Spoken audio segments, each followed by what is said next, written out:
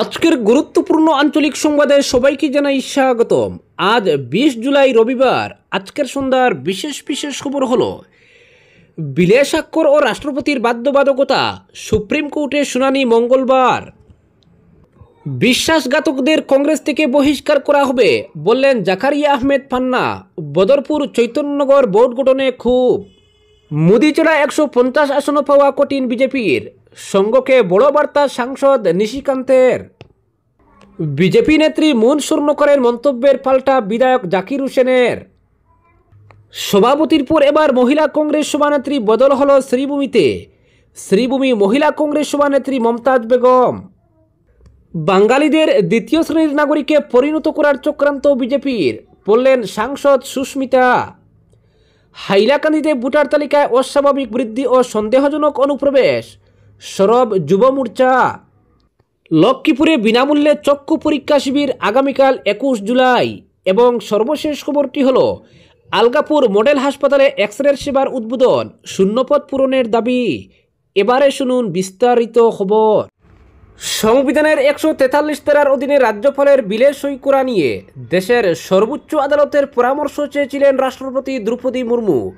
মঙ্গলবার সেই মামলার শুনানি হবে সুপ্রিম কোর্টে। ইতিমধ্যে রাষ্ট্রপতির পরামর্শ মেনে 5 বিচারপতির সাংবিধানিক বেঞ্চও গঠন করেছে শীর্ষ আদালত। 5 বিচারপতির সাংবিধানিক বেঞ্চে রয়েছেন ভারতের প্রধান বিচারপতি বি.আর. গাভাই, বিচারপতি সূর্যকান্ত, বিচারপতি বিক্রমনাথ, বিচারপতি পি.এস. নরসিংহ এবং বিচারপতি এ.এস. চান্দুরকর। আগামী 22 জুলাই মঙ্গলবার সকাল 10:30টায় ওই মামলা শুনবেন তারা। সাধারণত কোনো রাজ্যের আইনসভায় বিল পাস হলে তা সম্মতির জন্য রাজ্যপালের কাছে পাঠানো হয়। রাজ্যপাল নির্দিষ্ট সময়ের মধ্যে ওই বিল নিয়ে সিদ্ধান্ত নিতে না পারলে তা রাষ্ট্রপতির কাছে পাঠিয়ে দেন। ভারতীয় সংবিধানের 201 ধারা অনুযায়ী কোনো বিল রাষ্ট্রপতির কাছে গেলে তার কাছে দুটি বিকল্প থাকে, হয় ওই বিলের সম্মতি জানানো অথবা তা নাকচ করে দেওয়া। কিন্তু ওই কাজের জন্য সংবিধানের রাষ্ট্রপতিকে কোনো সময়সীমা দেওয়া হয়নি। তা নিয়েই বারবার দ্বন্দ্ব চলে কেন্দ্র এবং রাজ্যের মধ্যে। সেই আবহে তামিলনাড়ু সরকারের এক মামলায় রাষ্ট্রপতিকে 3 মাসের সময়সীমা বেঁধে দেওয়ার নির্দেশ দেয় সুপ্রিম কোর্ট।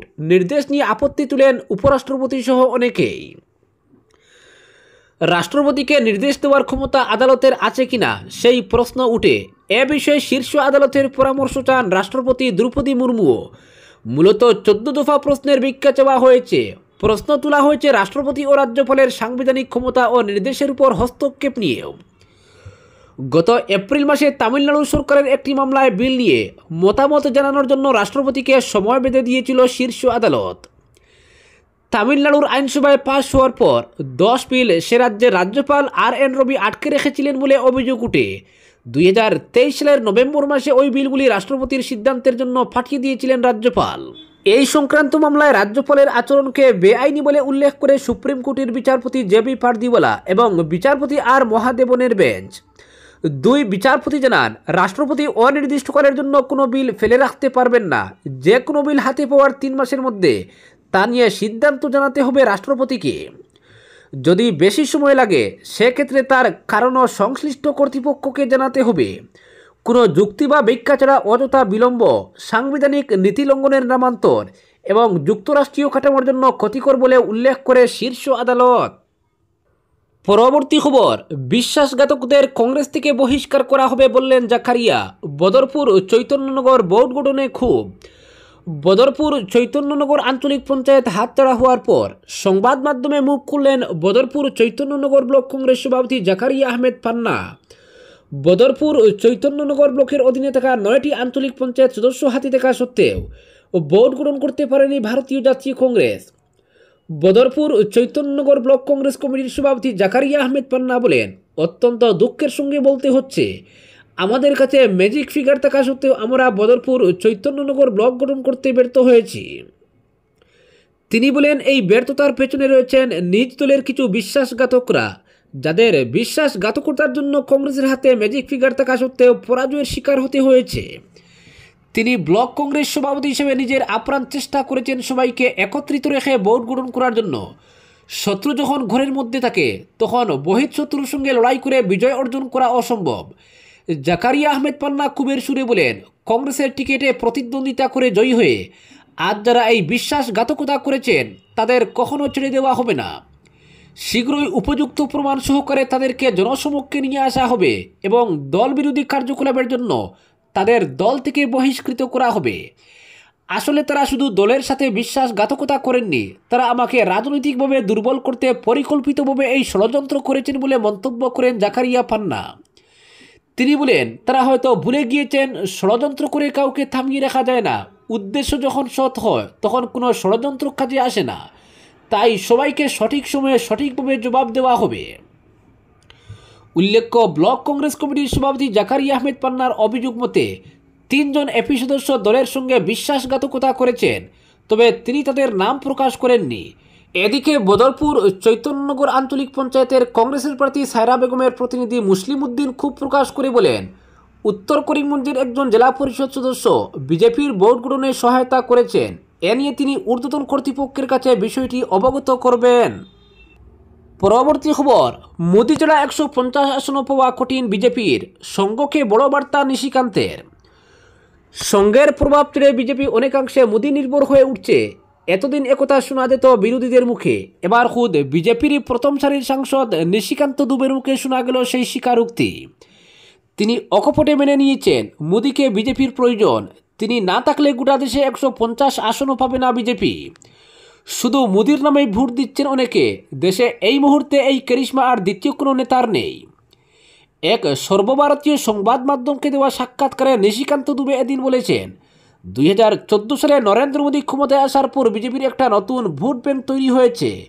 সেই ভোট ব্যাংক আগে বিজেপির ছিল না। বিশেষ করে গরিব শ্রেণীর মানুষের সমর্থন বিজেপির দিকে ঘুরে গেছে। সেই আস্থা এখনও অটুট। নরেন্দ্র মোদীর প্রতি ওই ভোটারদের আস্থা আছে বলেই তিনি 3 বারের প্রধানমন্ত্রী। দুবের সাফ কথা, মোদীর ভোটে জিততে বিজেপিকে প্রয়োজন পড়বে না, কিন্তু মোদীকে বিজেপির প্রয়োজন।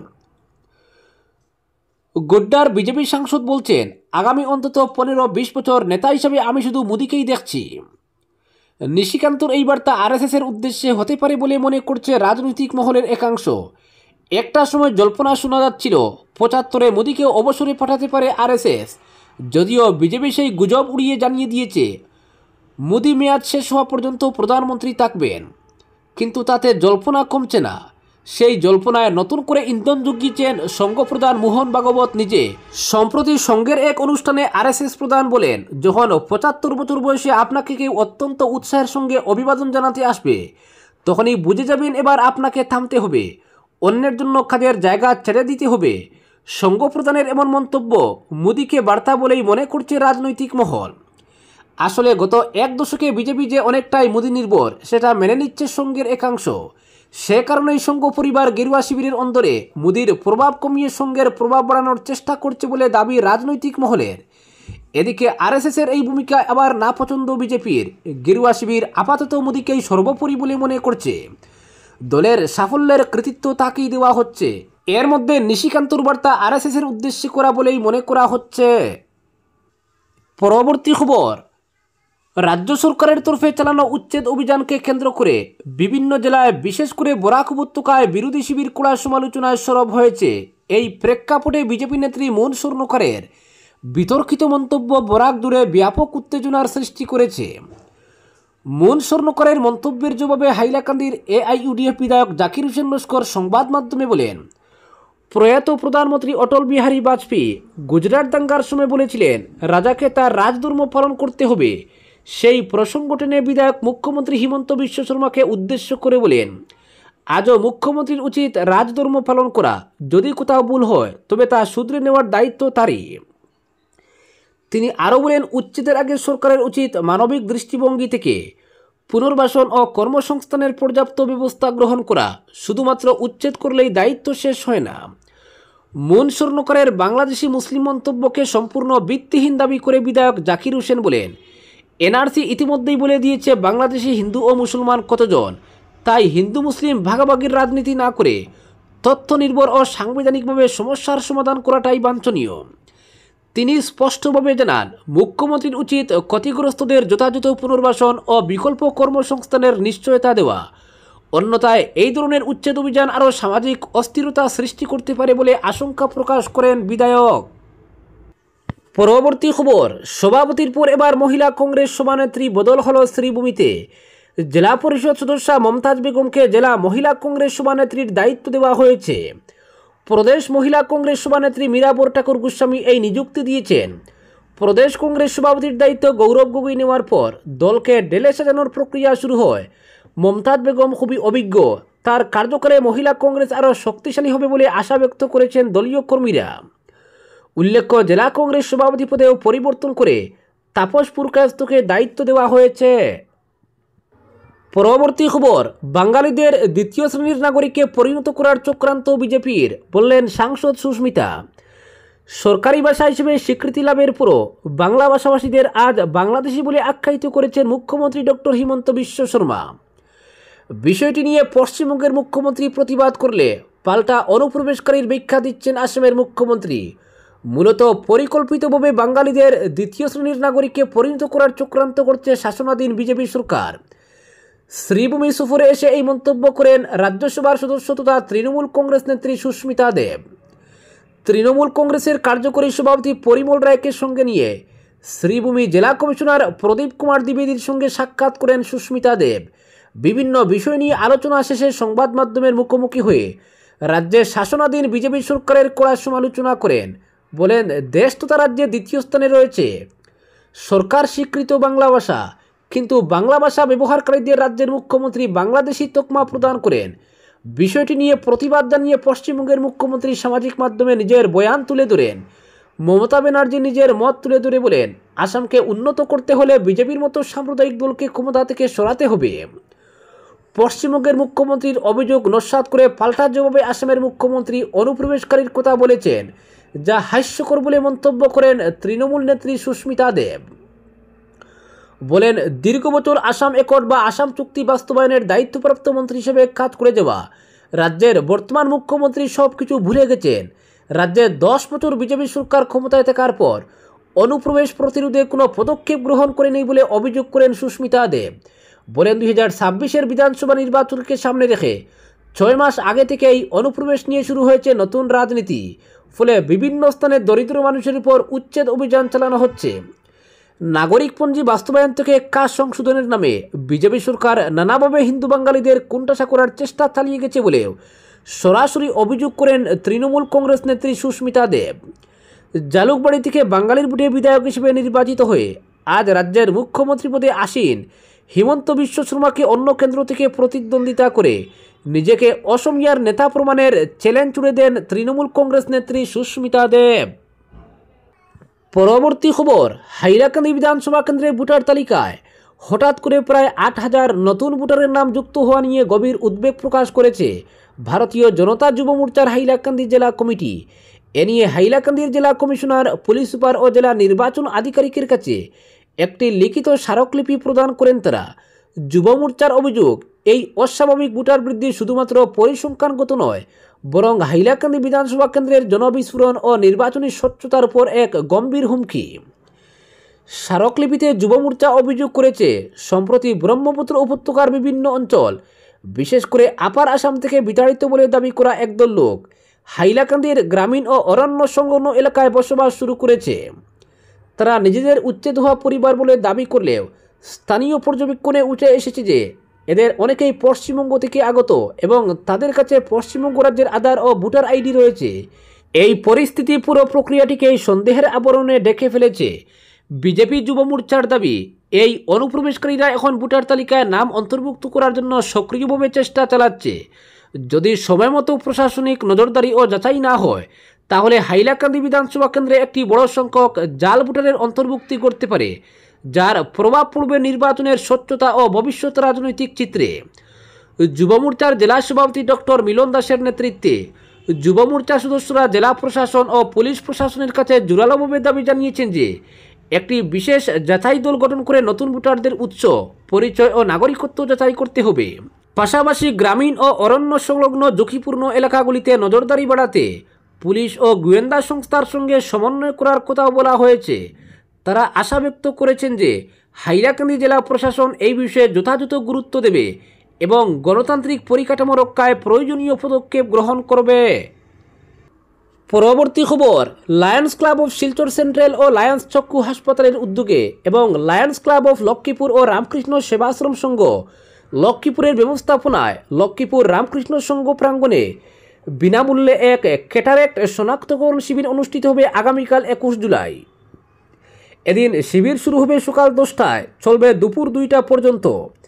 এদিন সকাল 8টার পর শিবিরে উপস্থিত হয়ে রোগীকে ক্রমিক নম্বরের টোকেন সংগ্রহ করতে হবে। শিবিরে শুধুমাত্র 225 জন রোগী দেখা হবে, তাই যথাসময়ে চোখে ছানি পড়া রোগীদের উপস্থিত থাকার জন্য অনুরোধ জানানো হয়েছে। অপারেশনের জন্য বাছাই করা রোগীদের পরীক্ষার দিন বা নির্ধারিত দিনে লায়ন্স চক্ষু হাসপাতালে স্থানান্তরিত করা হবে। শিলচর লায়ন্স চক্ষু হাসপাতালের ভাইস চেয়ারম্যান অলকমোহন বণিক এক প্রেস বিজ্ঞপ্তিতে এই খবর জানিয়েছেন। পরবর্তী খবর, আলগাপুর মডেল হাসপাতালে এক্স-রে সেবার আনুষ্ঠানিকভাবে উদ্বোধন করেন বিধায়ক নিজামুদ্দিন চৌধুরী। জেলা পরিষদ সদস্য আফতাবউদ্দিন লস্কর শনিবার প্রথম এক্স-রে করেন বিধায়ক নিজাম এবং জেলা পরিষদ সদস্য আফতাব। দীর্ঘদিনের রাজনৈতিক বৈরী বলে দুই নেতার উন্নয়নের রাজনীতি দেখলেন মানুষ। আলগাপুর হাসপাতাল ম্যানেজমেন্ট কমিটির চেয়ারম্যান তথা বিধায়ক নিজামুদ্দিন চৌধুরী আলগাপুর মডেল হাসপাতালে ডাক্তার এবং স্বাস্থ্যকর্মীদের শূন্যপদ পূরণে মুখ্যমন্ত্রী হিমন্ত বিশ্ব শর্মার কাছে দাবি জানান। বলেন, আলগাপুর মডেল হাসপাতালের মেরামতি কাজে 24 লক্ষ টাকা বরাদ্দ হয়েছে। জেলা পরিষদ সদস্য আফতাবউদ্দিন লস্কর বলেন, আলগাপুর মডেল হাসপাতালে সোনোগ্রাফির সুবিধা দেওয়ার জন্য বরাক ডেভেলপমেন্ট বিভাগ থেকে অর্থ বরাদ্দ হয়েছে। উন্নয়নমূলক কাজে রাজনীতি নেই। নির্বাচনী প্রতিশ্রুতি পালন করে আলগাপুর মডেল হাসপাতালে এক্স-রের সুবিধা দিতে পেরে তিনি অত্যন্ত খুশি। এতে সহযোগিতা করেন বিধায়ক নিজামুদ্দিন চৌধুরী। হাসপাতালে রোগীদের সুবিধা থেকে বঞ্চিত করা মানা হবে না বলে কড়া হুঁশিয়ারি দেন আফতাব। সেবার মনোভাব নিয়ে কাজ করে যেতে চিকিৎসকদের প্রতি আহ্বান জানান। হাসপাতাল থেকে রোগীরা যাতে উপযুক্ত সেবা পান, এতে ডাক্তার ও স্বাস্থ্যকর্মীদের সহযোগিতা কামনা করেন তিনি। সভায় হাইলাকান্দির স্বাস্থ্য বিভাগের দায়িত্বপ্রাপ্ত অতিরিক্ত জেলা কমিশনার এল খেংতে হাসপাতালে সরকারি সুযোগ সুবিধা প্রদানে কোনো ধরনের খামতির অভিযোগ পেলে বিভাগীয় তরফে ব্যবস্থা নেওয়া হবে বলে জানান। রোগীদের উপযুক্ত সেবা প্রদানে স্বাস্থ্য বিভাগের তরফ থেকে সব ধরনের সহযোগিতা করার প্রতিশ্রুতি দেন তিনি। এক্স-রে সেবার উদ্বোধন উপলক্ষে আয়োজিত সভায় বক্তব্য রাখেন স্বাস্থ্য বিভাগের যুগ্ম সঞ্চালক Rajiv Ranjan Gogoi, SDM and HO doctor P Bordoloi, doctor Gulab Hossain, Zila Parishad সদস্যের প্রতিনিধি কবির উদ্দিন লস্কর, বিডিবির চেয়ারম্যান এম হিফজুর রহমান লস্কর, শরাফত আলী লস্কর প্রমুখ। সভা পরিচালনা করেন স্বাস্থ্যকর্মী গিয়াস উদ্দিন মজুমদার। আজকের বিশেষ সংবাদ এখানেই সমাপ্ত।